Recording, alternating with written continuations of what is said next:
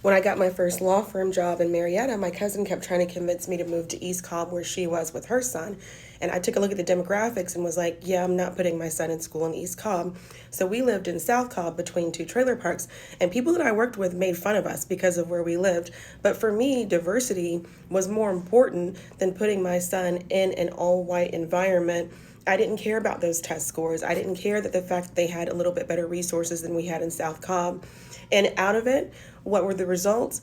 My son came home one day and said, I would have learned Spanish because the other kids speak Spanish on the playground. Started going home with the ESL teacher. Eventually, long story short, we ended up moving to Mexico. He's completely fluent in Spanish. Her son, my cousin's son, tells her all the time how uncomfortable his middle and high school years were in the environment that she put him in that was supposed to put him ahead. He ended up having to take some time off later on in college just to like regroup. I also knew I don't get along with people who believe in respectability politics, so those neighborhoods wouldn't have really worked for me either because that's typically the kind of black people that you find in those neighborhoods. So one of the best decisions I ever made as a parent was that decision. And people questioned it at the time. People questioned at the time because our test scores where Taylor went to elementary, middle school weren't the best. But I'm so happy I stuck to my guns on that for exactly the reason that you're talking about in this comment.